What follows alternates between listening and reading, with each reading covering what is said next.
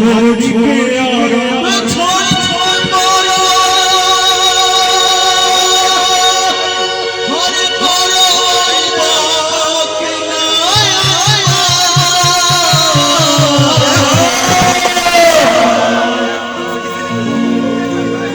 कितने लोग को विदेश है, कितने लोग चाहे दिल्ली हो चाहे अरब हो, वो भी कमानिए तो विदेशी है, घर नहीं मिलते हैं तो विदेशी है। कहतड़ी अरे छोड़ी के अरब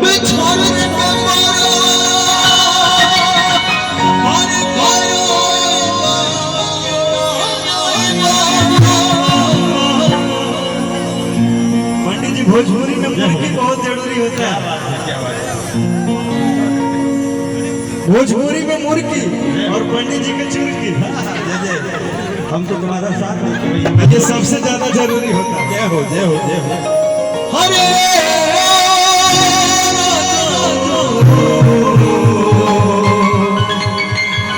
हरे आई बाबा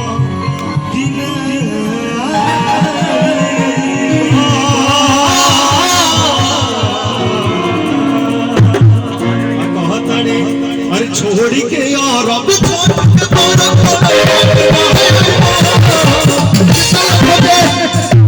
कितना लोग ये गाना सुने, थोड़ा हाथ उठा दीजिए और वहीं से खड़ा होकर हाथ हिलाना है।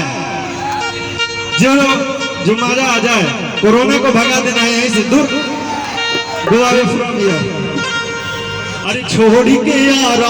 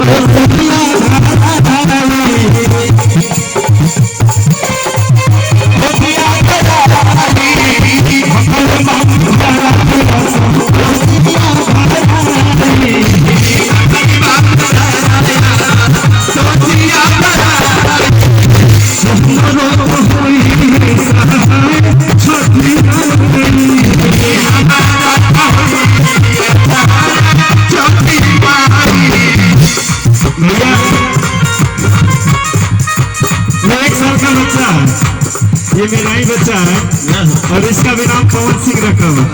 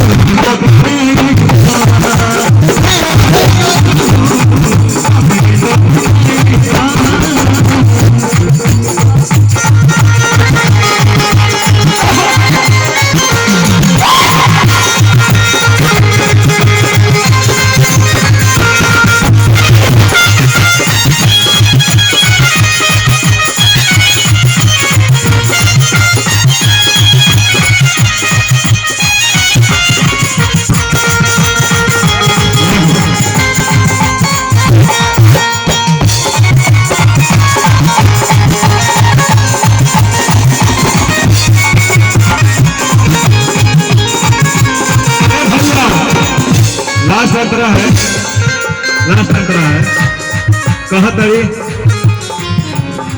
रोजी नहीं जलूंगा तुम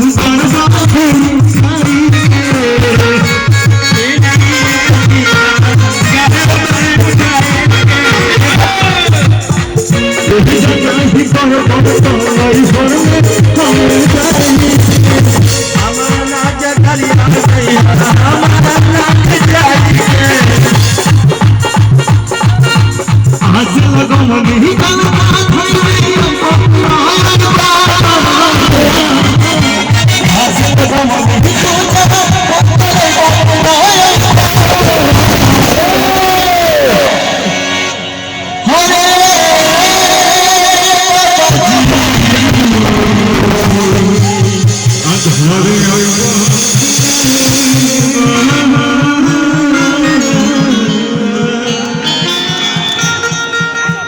हमारे बाबा के भी आते हैं, ढोल बजाते हैं बूढ़ी के साथ, और भी कहते हैं हरे राजा